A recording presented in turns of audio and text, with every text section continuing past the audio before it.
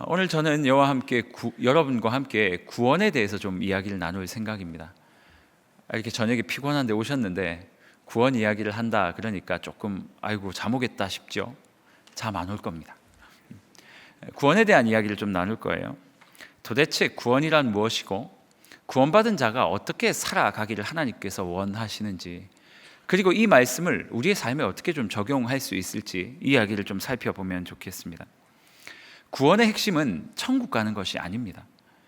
그저 미래에 있을, 나중에 내가 죽고 나서 가게 될 그 나라가 구원의 핵심이 아니라는 말씀입니다. 그저 그 나라를 획득하기 위해서 내가 지금 예수를 믿고 그 나라에 들어가 살기 위해 내가 지금 이렇게 살아가는 것, 그것이 바로 성경이 말하는 구원이 아니다라는 말이에요. 구원이라는 것은 사람의 이야기입니다. 하나님과 깨어져서 더 이상 하나님과 가까이 하지 못해 이 세상 자체가 지옥이 되어 살아가고 있는 우리에게 하나님께서 예수 그리스도로 말미암아 손을 내미셨어요. 그리고 그 예수를 믿음으로 말미암아 단순히 죽고 나서 갈 천국을 획득하는 작업이 아니라 하나님과의 관계를 회복하는 거예요. 그래서 그 하나님과 우리와의 관계가 회복되면 그 회복된 자는 당연히 마지막 날 천국을 받겠죠. 사실 천국이라고 하는 것은 하나님의 백성들이 누릴 수 있는, 취할 수 있는 너무나도 당연한 결과예요. 그런데 많은 성도들이 그 천국을 소유하기 위해 너무 애를 쓴다라는 거죠. 반면에 천국을 이미 소유했고 내가 구원을 받았다 생각하는 사람들은 이제 더 이상 이 땅에서의 하나님과의 관계, 더 이상 그것에 신경 쓰지 않고 살아가는 경우도 있다라는 것입니다. 그러니 구원은 천국을 위해 우리에게 존재하는 것이 아니라 죄의 영향력 아래 있던 우리가 이제 하나님을 만나게 됨으로 말미암아 하나님의 백성이 되고 이제 점점 하나님 예수 그리스도를 닮아가는 그것을 구원이다라고 이야기를 하는 것입니다.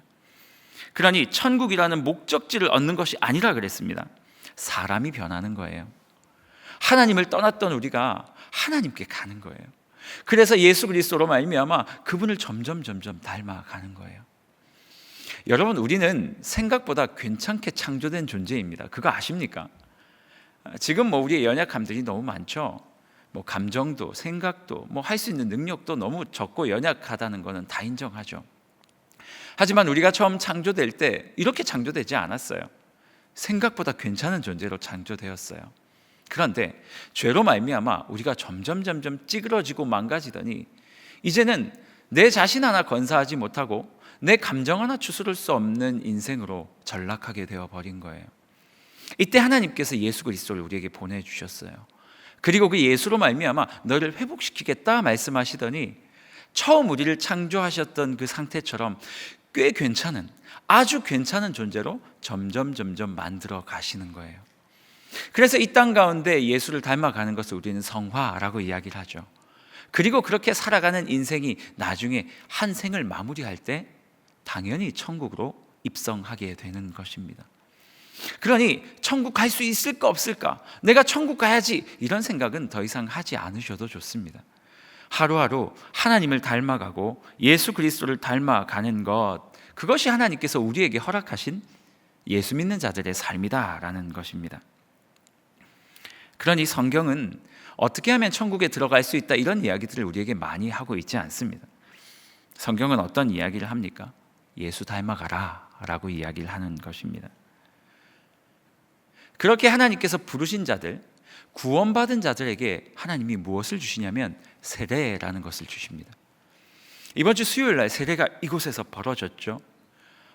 그 감격을 잊을 수가 없어요. 교역자들이 특송을 했는데요.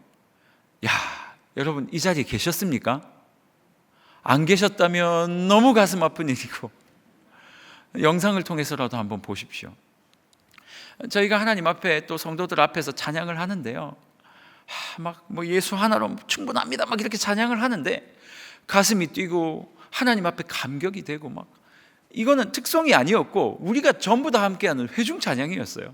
갑자기 회중에서 손을 들고 찬양하기 시작하는데요, 이거 주체가 안 되는 거예요.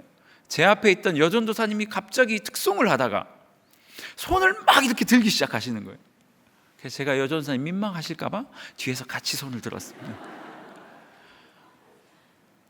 하나님께서 구원받은 백성들에게 세례를 받으라 라고 말씀하시는 거예요. 왜 세례를 받으라 하실까요? 나 혼자 구원받고 하나님을 닮아가길 원하는 사람들을 하나님께서 세례를 통해서 공포하는 거예요. 나 이제 예수 믿는 사람이에요. 이제까지는 저 혼자 예수를 믿고 예수님을 닮아가기 위해서 이렇게 애썼다면 이제는 여러분 앞에서 제가 공포할 수 있어요. 모든 사람들 앞에서 저 이제 고백할 거예요. 나는 예수님을 믿는 사람이니까 저는 이제 공식적으로 공포하며 하나님을 닮아가게 될 거예요. 이렇게 예수 믿는 자로서의 삶을 살아가겠습니다 라고 공식적으로 선언하는 것이 바로 세례입니다. 예수님 기억하십니까? 예수님께서 공생애를 시작하시기 전에 뭘 하셨는 줄 아세요? 세례 요한에게 세례를 받으셨어요. 그때 세례 요한을 통해 세례를 받을 때 하늘에서 어떤 일이 벌어졌습니까?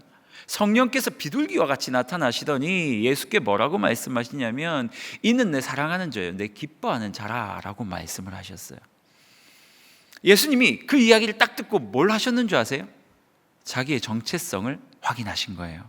아, 그렇구나. 나는 하나님의 기뻐하는 자고 하나님의 사랑을 받는 자구나. 그렇게 세례받은 예수님께서 어디로 가시는 줄 아십니까? 마귀에게 시험 받으러 가셔요. 사단이 예수님을 막 시험해요. 야, 너 진짜 하나님께 사랑받는 자 맞아? 만약 그렇다면 뛰어내려봐. 그러니 예수님 뭐라고 말씀하세요? 아니, 내가 뛰어내려서 내 발이 다치지 않고 내가 죽지 않는 것, 그 증거로 하나님에 대한 사랑을 시험하지 않겠다는 거예요.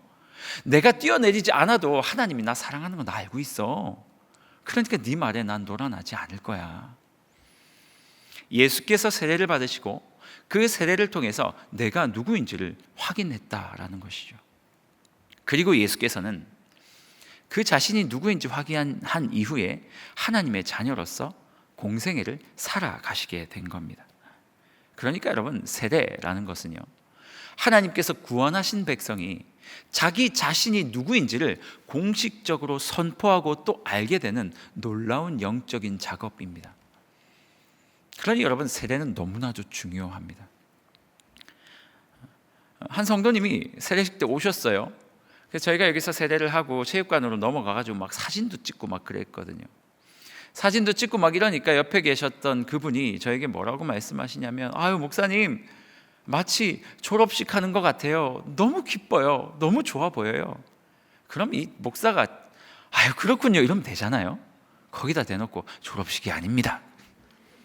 세례는 졸업식이 아니라 돌잔치 같은 거예요. 모든 것을 마무리하고 마치는 도장을 꽝 찍는 것이 세례가 아니라 이제 자신의 정체성을 확인하고 하나님의 백성으로 살아가기 위한 첫 관문이 세례입니다. 이러면서 또 아는 척을 했어요. 참, 실제로 구약 성경에도요, 이 본문에 대해서 세례에 대해서 이렇게 설명을 하세요. 요단강을 넘는 것을 세례라고 이야기를 하죠. 모세가 또 이렇게 홍해를 건너는 것을 또 세례라고 신약에서 해석을 하죠. 실제로 그랬어요. 여호수아가 하나님께서 그에게 주신 사명이 있었어요. 그 사명은 뭐였냐면 정복하는 거였어요.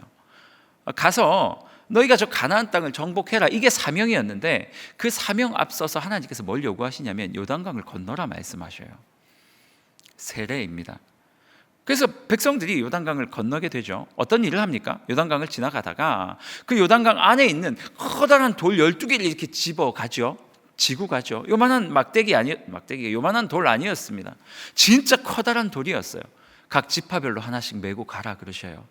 그러더니 그 돌을 길갈이라는 곳에다가 세우래요. 그러더니 또 길갈에 있는 12개의 큰 돌을 또 지라고 하시더니 다시 요단강 안에다 세우래요. 그러면서 마지막에 나중에 우리의 후손들이 아빠 어떻게 요단강 속에 저렇게 큰 돌이 저렇게 12개가 반드시 나란히 서 있을 수 있어요? 라고 물으면 하나님께서 하셨어. 하나님께서 우리가 요단강에서 죽는 것까지, 요단강에 들어가면 당연히 죽어야 되는데 하나님께서 우리를 요단강에서 죽이시고 다시 살려내셔서 하나님의 사명을 이루는 자리로 우리를 부르신 거야. 실제로 이스라엘 백성들은요, 길갈이라는 곳에 모여서 이렇게 잠을 잔 다음에 그때부터 이제 그 가나안 땅 점령을 시작을 합니다. 점령을 시작하면 어떻게 하면 됩니까? 길갈에서 남부를 먼저 점령하거든요. 남부로 내려왔어요. 우리나라로 칠까요? 성남, 우리가 여기 성남에 있으니까, 분당에 있으니까 분당이 길갈로 친다면 대전 찍고 그렇죠? 대전을 정복하고 그리고 전라도 정복하고 경상도 정복하고 강원도 정복하고 다시 오면 되잖아요. 이게 가장 합리적이잖아요. 그런데 이스라엘 백성들은 그렇게 하지 않아요. 하나님은 그렇게 요구하지 않으셨어요. 뭐라고 말씀하셨냐면 대전 가. 대전을 쳤어요. 충청도를 쳤다고요. 승리했니? 다시 길갈로 와. 그리고 다시 전라도로 내려가. 됐어? 다시 길갈로 와.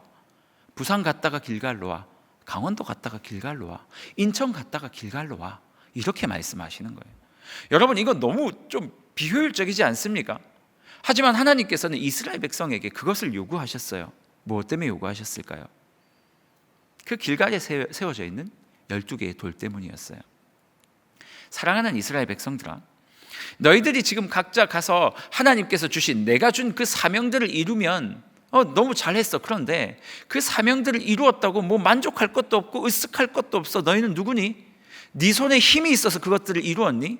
네 손에 힘이 있어서 골리앗을 쳐 부쉈니? 아니야. 골리앗이 왜 나옵니까?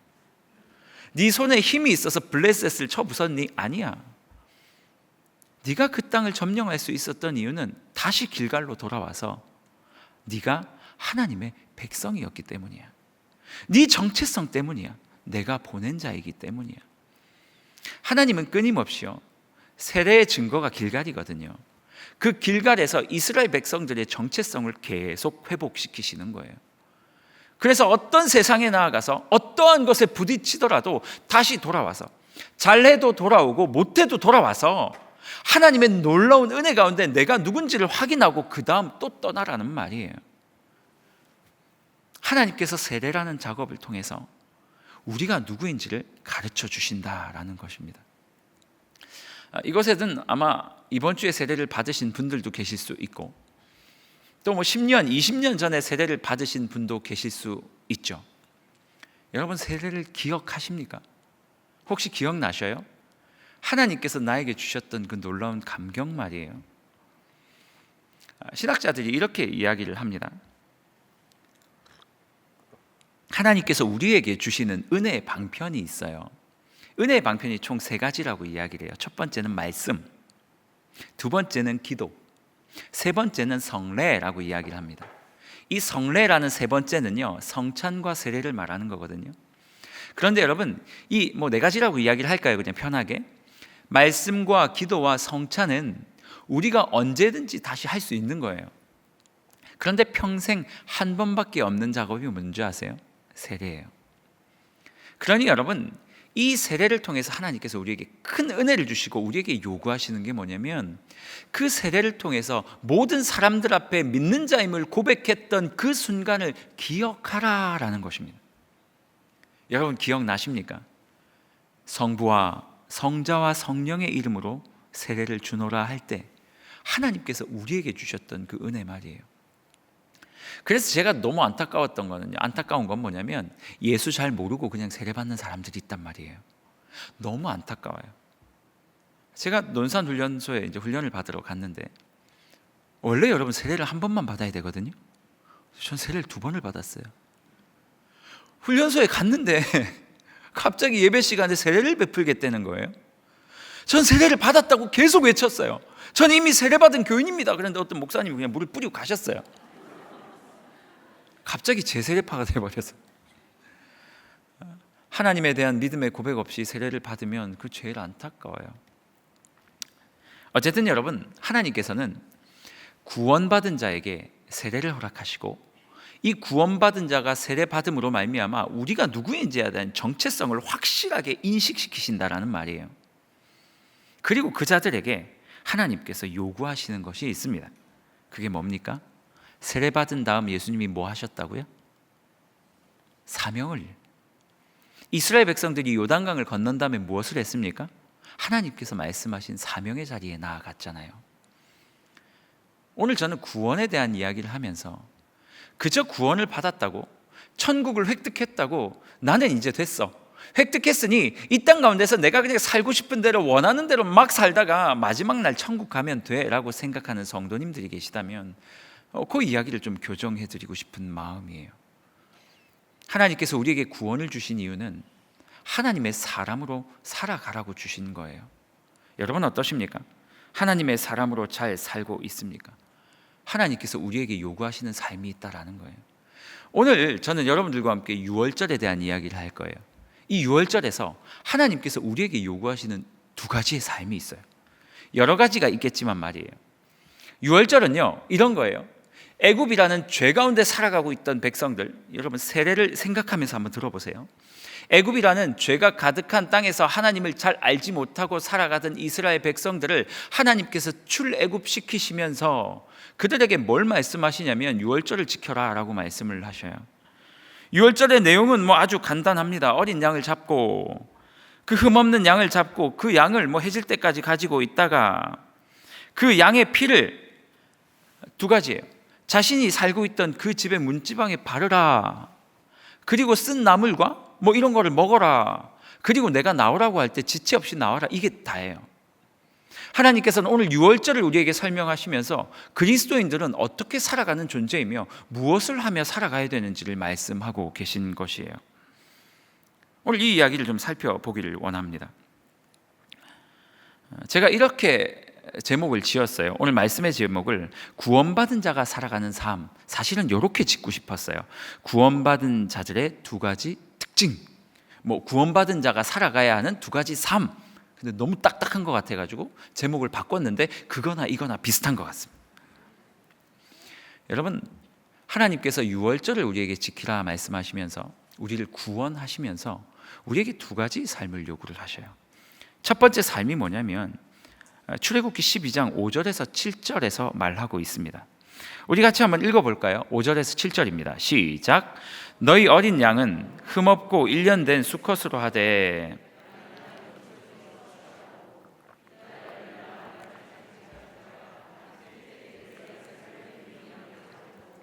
그 피를 양 먹을 집 좌우 문설주와 인방에 바르고. 아멘. 하나님께서 이스라엘 백성에게 야 사랑하는 백성들아, 너 애굽 땅에서 살 때 내가 누군지 잘 몰랐지? 이제 내가 누군지 알려줄 거야. 9가지 재앙을 통해서 내가 누군지 봤지? 예, 봤습니다. 그러면 이제부터 내가 너희에게 몇 가지를 요구할 텐데 내가 너희를 구원할 거거든? 그럼 앞으로 이렇게 살았으면 좋겠어. 첫 번째 너희가 해야 될 일은 뭐냐면 문지방에 피를 바르는 거야. 여러분, 하나님께서 이스라엘 백성들을 구원하시면서 세례라고 할까요? 그들에게 세례를 주시면서 구원하시면서 요거를 요구하신 거예요. 문지방에 피를 발라라. 이 무슨 말이냐면 문설주는 기둥을 말하는 거거든요. 우리가 문 열잖아요. 요 문 여는 데 있는 기둥. 그리고 문인방은 뭐냐면 그 밑에 톡 튀어나온, 우리가 말하자면 문지방이라고 하나요? 아무튼 고기를 말하는 거예요. 그러니까 하나님께서 이스라엘 백성에게 구원을 허락한 이스라엘 백성에게 가장 먼저 요구하신 건 뭐냐면 너희 집 대문에 그 문지방과 죄송합니다. 문지방과 그 대문에 예수 그리스도의 피를 바르라는 거예요. 이게 무엇을 의미하는 줄 아십니까? 당시 이스라엘 백성들은 애굽 사람들에게 굉장히 눈의 가시와 같은 존재였어요. 잘 살고 있었던 애굽이었는데 이스라엘 백성이 자꾸 나간다고 해방시켜 달라고 이야기를 하더니 하나님이라는 존재가 오셔서 9가지 재앙을 내렸어요. 완전히 애굽 땅은요 쑥대밭이 되었어요. 그래서 이스라엘 백성은 어떤 의미에서 애굽 사람들의 눈치를 보면서 살았을지도 몰라요. 그런데 하나님께서 그들에게 뭐라고 요구하시냐면 너희 집 대문에 네가 예수 믿고 있다는 사실을 시뻘겋게 칠하라는 말이에요. 하나님은 이것으로 말미암아 그들에게 신앙 고백을 요구하시는 거예요. 우리로 말하자면 우리 집 현관 대문 문틀에다가 시뻘겋게 칠하라는 거예요. 여러분, 문에다 바르라는 거 아니에요. 문에다 발라가지고 조금 민망할 때는 문을 활짝 열면 피가 안 보이겠죠? 그리고 또 괜찮을 때는 문을 닫으면 피가 보이겠죠? 어떤 때는 예수 그리스도를 믿는 사람이라고 신앙 고백을 할 때도 있고 어떤 때는 민망할 때는 신앙 고백을 안 할 때도 있고 숨겨가면서 그렇게 살아가라고 말하고 있지 않고요. 문을 열든 닫든 밖에서 보이도록 시뻘겋게 칠하라는 이야기예요. 하나님께서 이스라엘 백성들에게 요구하셨던, 구원받은 백성들에게 요구하셨던 첫 번째 요구가 신앙 고백을 하라라는 것이었습니다. 이게 쉬운 일이 아닙니다, 여러분. 그렇게 힘든 애굽 사람들 앞에서 예수 믿는 것을 드러내놓고 살라라는 건 말이에요. 구원받은 자는 상황과 환경과 상관없이 예수 믿는 자임을 고백하며 살아가야 한다라는 것을 이야기하는 것입니다. 제가 제자훈련할 때 한 형제가 갑자기 제자훈련 오더니 이렇게 얘기를 해요. 아, 목사님 때문에 이제 저 끝났어요. 다 틀렸어요. 막 이러는 거예요. 도대체 무슨 소리? 제가 훈련 와가지고요. 근데 무슨 소리를 하냐고 물었더니 이렇게 말을 해요. 아니, 목사님께서 큐티랑 성경 읽기를 저에게 숙제를 내주셔서 직장에 가서 큐티 하다가 걸렸잖아요. 그러는 거예요. 목사님 이제 저 어떻게 하실 거예요? 이렇게 얘기를 하는 거예요. 이 형제가 지금까지는 그때 당시 한 32 됐던 것 같은데 지금까지는 잘 숨겨서 살아왔던 거예요. 교회 와서는 그냥 예수 믿는다라고 이야기했지만 직장에서는 대충 예수 안 믿는 것처럼, 그렇다고 교회를 안 가는 것도 아닌 것처럼 뭐 그냥 그렇게 하면서 대충 삶을 잘 살았어요. 그래서 회사에서 조금 뭐 안 좋은 일을 할 때 아니면 좀 빠지고 싶을 때 그냥 살살살 피해 가면서, 때때로는 뭐 나쁜 짓을 해도 눈을 좀 감아 가면서 그렇게 자기 편할 때마다 그렇게 살아왔던 것 같아요. 그런데 제자훈련을 시작했고 큐티를 하다가 회사에서 딱 걸린 거예요. 한 직원이 지나가다 말하는 거예요. 김대리 아닙니다. 김씨 아닌데 예를 들어서 김대리님 교회 다녀요? 이렇게 된 거예요. 그래서 이 형제가 뭐 거부할 수도 없고 뭐 여호와의 증인이에요 이럴 수도 없잖아요. 어쩔 수 없이 커밍아웃을 한 거죠. 네, 저 교회 다닙니다. 그리고 그날부터 가시방석인 거예요. 어떻게 해야 되지? 김대리님 이것 좀 해줄 수 있어요? 뭐 어떻게 해요? 교회 다닌다고 얘기를 해버렸는데. 예, 김대리님 막 이렇게 되는 거예요, 인생이. 그러니 그 친구가 일주일 동안 직장에서 그렇게 살아가다가 저를 만나러 오자마자 하는 말이 너 때문에 망했다 이러는 거예요. 너 때문에 망했다. 그래서 제가 속으로 잘 됐다 그랬죠. 할렐루야를 외쳐버렸어요. 여러분, 하나님께서 우리에게 신앙 고백을 요구하세요. 우리의 인생의 곳곳에 예수 그리스도를 믿는다라고 하는 우리의 인생의 문설주 가운데 하나님께서 예수 그리스도라는 피를 칠하기를 원하시는 거예요. 여러분, 어떻게 살고 있습니까? 혹시 교회 왔을 때만 권사고 집사이십니까? 아니면 요문을 밖으로 나가도 권사고 요문을 밖으로 나가도 집사님이십니까? 제가 늘 고백하는 게 있어요. 요즘 저 좀 고쳐야 돼요. 제가 늘 이야기하는 게 뭐냐면 그 노란불의 그 갈등. 이 운전을 하다가 노란불이 켜졌을 때 여러분 어떻게 하십니까? 밟아야죠, 그렇죠? 근데 엑셀을 밟아요. 브레이크를 밟아야 되는데 자꾸 엑셀을 밟게 되는 저 경찰서 잡혀가는 거 아니죠? 저는 이거랑 맨날 싸워요. 그래서 진짜 주님이 생각나면 브레이크를 밟습니다. 하지만 주님이 생각나지 않으면 자꾸 엑셀 쪽으로 발이 이렇게 가는 거, 이거 어쩔 수가 없는 것 같아요. 여러분, 운전할 때 예수 믿는 자답게 운전하십니까? 얼마 전에 제가 이렇게 운전을 하다가 여기 분당 어디였어요? 아니 그냥 직진 차선이었어요. 이쪽 직진 차선에 한 2대 있었고 이쪽 직진 차선에 비어 있었고 좌회전 차선이 있었어요. 그래서 저는 이쪽 직진 차선에 오다가 그렇잖아요. 앞에가 비어 있으니까 빈대로 가고 싶잖아요. 그래서 저희 죄성이 또 죄성은 아니죠. 빈대로 이렇게 옮겼죠. 그런데 이 뒤에서 오던 차가 이 차선을 통해 좌회전을 하고 싶었나 봐요. 신호 위반인데 난리가 난 거예요. 제 뒤에서 빵빵거리고 나가면서 문을 열더니 브레이크를 밟고 문을 열고 창문을 열더니 그래서 성모님 내가 잘못한 거 하나도 없는데 왜 그래요? 하고 싶은 마음이 여기까지 올라왔지만 우리 교회 성도일 수도 있다는 생각을 했어요. 분당이었으니까. 제가 한 대전쯤이었으면 뭐예요? 막 했을 텐데 이 분당이라 아이고 집사님일 가능성이 한 10%는 될 것 같다 싶어서 뭐 어떻게 해요? 그냥 뭐 이러고 그냥 어색하게 고개를 돌리고 앞에만 쳐다보고 있었죠. 그런데 이 마음속에 이 죄성이 막 계속 용솟음 치는 거예요. 그리고 저는 그렇게 분할 때 혼잣말을 잘하거든요. 그리고 가면서 혼자 얘기해요. 아저씨 제가 뭘 잘못했는데요? 저는 잘못한 게 하나도 없잖아요. 혼자서 이야기를 하고 끝냈어요. 제가 그분께 눈싸움이라도 하지 않을 수 있었던 건 딱 하나예요. 제가 목사였기 때문이에요. 그리고 그 순간 하나님께서 제가 목사라는 것을 인지시키셨기 때문이었어요. 원래 제 성격 같았으면 뭐 그렇게 더럽진 않습니다, 여러분. 원래 제 성격 같았으면 뭐 적어도 창문을 열고 이렇게 한번 보기라도 했을 텐데 그렇게 하지 못하고 썬팅지 뒤에 숨어버렸죠. 여러분의 모든 생활과 삶의 영역 속에서 하나님 앞에 신앙 고백을 하고 계신지 한번 점검해 봤으면 좋겠어요. 하나님께서 우리에게 요구하시는, 구원받은 자에게 요구하시는 첫 번째 삶은요, 너의 모든 사소한 삶의 영역에 예수 그리스도의 보혈의 피를 바르라 라는 거예요. 그래서 세상 모든 사람들이 네가 예수 믿는 사람인 것을 알게 하며 살아라 라고 요구하시는 거예요. 이게 쉬운 일이 아닙니다. 우리의 입술이요, 우리의 생각이요, 내가 가진 재정이요, 내가 겪고 있는 관계의 문제들, 심지어는 내 마음속에 드는 이 감정의 문제까지도 예수 그리스도의 보혈의 피를 바르라고 하나님께서 오늘 우리에게 명령하고 계셔요. 구원받은 자는, 하나님 앞에서 구원받은 자는, 세례받은 자는 그렇게 살아가야 한다라고 우리에게 말씀하고 계신 거예요. 여러분, 이런 점검이 필요합니다. 과연 나의 이 삶의 사소한 부분에 예수 그리스도의 피가 발려 있는가라는 이 고백 말입니다. 여러분 어떻습니까? 여러분의 생각은 예수 그리스도의 보혈의 피를 발린 상태입니까? 여러분의 지갑은 어떠세요? 여러분의 입술은 어떠십니까? 한 성도님이 저를 찾아왔어요. 그래서 굉장히 부러운 고백을 하셨어요. 목사님, 예 성도님, 하나님께서요 저에게 재정의 복을 좀 주셨어요 그러는 거예요. 참 부럽군요. 이렇게 말은 안 했죠.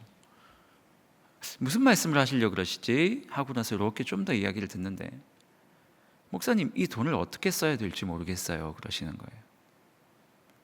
그러더니 저에게 이렇게 말씀하세요. 목사님, 제가 교회에다 헌금을 많이 하면 됩니까? 그러시는 거예요. 그래서 제가 그 성도님에게 그렇게 말했어요. 아니요, 교회 헌금을 많이 하시면 안 됩니다 그랬어요. 왜 놀라세요? 재정장로님 여기 안 계시죠? 제가 그 성도님께 그랬어요. 교회도 필요한 금액들이 있고, 교회를 통해, 교회도 이제 좋은 기관들이 많으니까 헌금하십시오. 하지만 교회 헌금을 함으로 우리 성도님이 해야 될 모든 의무가 끝났다고 생각하면 안 됩니다. 그래서 교회 헌금할 만큼 하십시오. 하지만 모든 것을 다 헌금하지 마시고 나머지를 가지고 있으라 그랬어요. 그리고 이 돈을 가지고 진짜 하나님께서 나를 통하여 이 돈을 어떻게 쓰셔야 할지, 어떻게 쓰라고 명령하실지 끊임없이 간구하라 그랬어요. 그냥 교회에다가 그 금액이 얼마인지는 모르겠지만 그 모든 것들을 나는 모르겠으니까 교회에서 알아서 사용하십시오 하고 턱 내고 나는 내 삶을 마음대로 살아간다? 이건 하나님께서 원하시는 삶이 아니라고 이야기했어요. 성도님, 교회가 잘 사용할 것입니다. 신뢰하고 헌금하십시오. 하지만 하나님께서 성도님에게 왜 그것을 주셨는지, 그걸 왜 하필이면 다른 성도님이 아니라 성도님에게 주셨는지 고민하셔야 됩니다. 그래서 그 돈을 어떻게 써야 할지 끊임없이 고민하십시오. 그리고 주변의 사람들을 살펴보십시오. 그래서 그것들을 어떻게 흘려보낼지 사람에게 관심을 가지십시오. 교회에서 하는 사역에 관심을 가지십시오.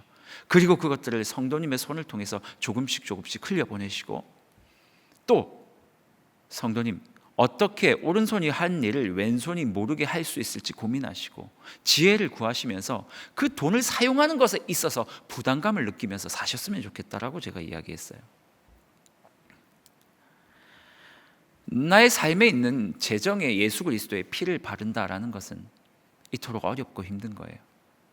그냥 교회에 툭 던지고 끝내는 거, 이것도 안 됩니다. 하나도 안 던지고 하나도 헌금도 안 하고 나 혼자 쓴다? 이것도 피가 발린 상태가 아니죠. 하나님께서 우리에게 요구하시는 건 뭐냐면 하나님 앞에서 애쓰고 고민하며 하나님께서 허락하신 것에 피를 바르며 살아가라는 거예요. 이 물질이 필요한 곳을 스스로 찾아내고 그렇게 살아가는 고된 삶이 이 물질, 재정에 예수 그리스도의 피를 바르면서 살아가는 삶이다라는 것입니다. 여러분 감정은 어떻습니까? 여러분 감정 어떠세요? 이게 사실 제일 어려운 것 같아요. TV에 보니까 이렇게 말해요. 감정을 묵혀두지 마세요. 병돼요. 다 쏟아 부으세요. 제가 한두 번 쏟아 부은 적이 있어요. 그게 오히려 병되더라고요. 이게 말이 한번 뚝 터지니까요 다치질 않아요. 여러분의 감정은 어떻습니까? 화내고 싶은 대로 다 내고 사십니까? 그러면 그리스도의 보혈이 발린 게 아니에요. 하나님의 정체성을 회복하고 우리의 감정에 예수 그리스도의 피를 바른 상태가 아니라는 말이에요. 구원받은 성도는요, 내 감정조차도 내 것으로 여기지 않고 하나님 앞에서 점검하며 살아가야 해요. 이 사역을 하고 삶을 살다 보니까 분노할 때가 가끔 있어요. 처음에는 거룩한 분노인 줄 알았어요. 아니, 그렇게 하면 안 되죠. 성도님 어떻게 그렇게 하실 수 있어요? 이건 아니죠. 뭐 이런 여러 가지 생각들이, 아까 얘기했잖아요. 혼잣말로 한다고. 막 그런 분노들이 들 때도 있어요. 근데 제가 말씀을 보면서 요즘에 어떤 연습을 하고 있냐면 이런 연습을 해요. 일단 멈춰요. 어떤 불이한 것이 보여도 일단 멈춰요. 이건 얘기를 해야지. 화가 막 나도 일단 멈춰요. 그리고 한 걸음 뒤로 가서 혼자 생각을 해요. 하나님, 이거는 제 감정입니까? 팩트입니까?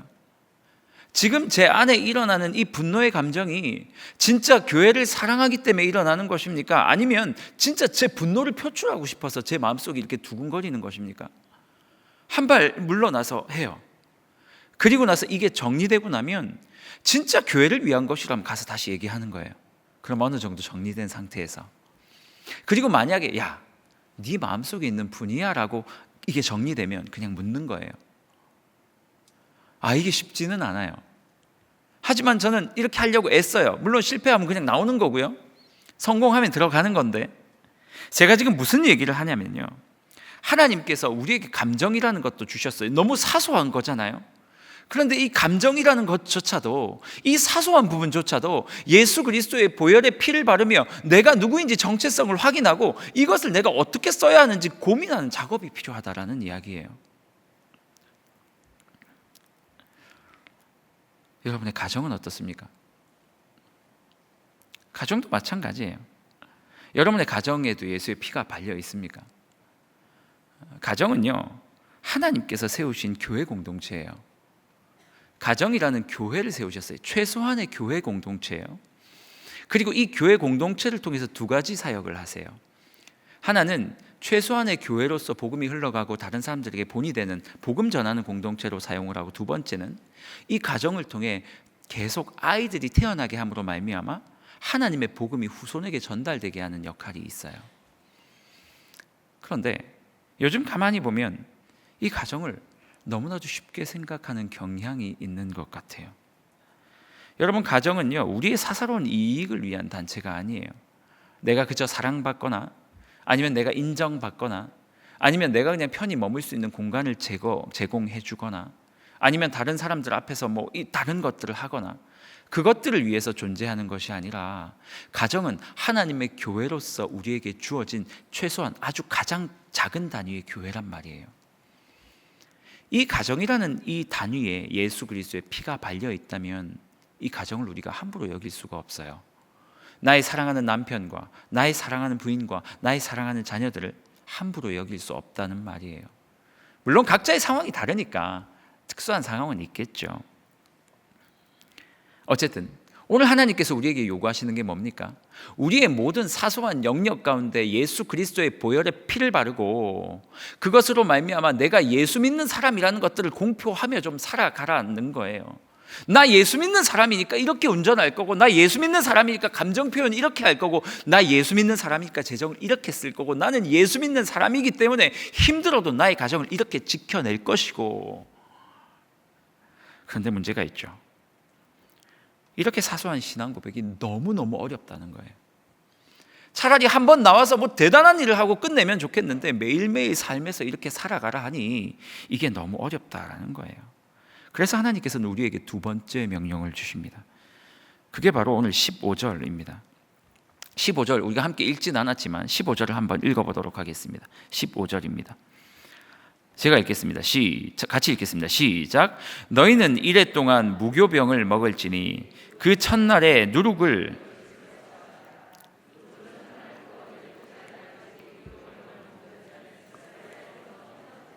아멘. 하나님께서 유월절에 두 가지 큰 명령을 주셨다 그랬어요. 첫 번째 명령은 아까 말한 것대로 집 인방에 빨간색 피를 바르고 내가 누구인지 사람들에게 공포하며 살아라는 거예요. 보혈의 피를 바르고 그것들을 정체성을 공포하고 그대로 살아가라라는 게 첫 번째 하나님의 명령이었다면, 두 번째 명령은 쓴 나물과 그 뭐예요? 빵을 부풀리는 게 뭐예요? 그 베이킹 파우더입니까? 아니죠. 빵을 부풀리는 거, 이스트를 뿌리라는 거예요. 뿌리라는 게 아니라 이스트가 들어간 빵이 달아지거든요.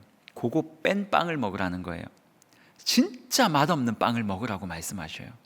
진짜 맛없는 빵을 먹고 진짜 쓴 나물을 먹어라. 그런데 그 빵과 나물을 6월절에만 먹지 말고 6월절에도 먹고, 그리고 6월절 다음 날부터 7일까지 무교절이라는 절기를 만들어서 총 8일 동안 그 빵과 맛없는 빵과 쓴 나물을 너희가 먹으면서 너희 안에 너희가 누구인지를 계속 생각하라는 거예요.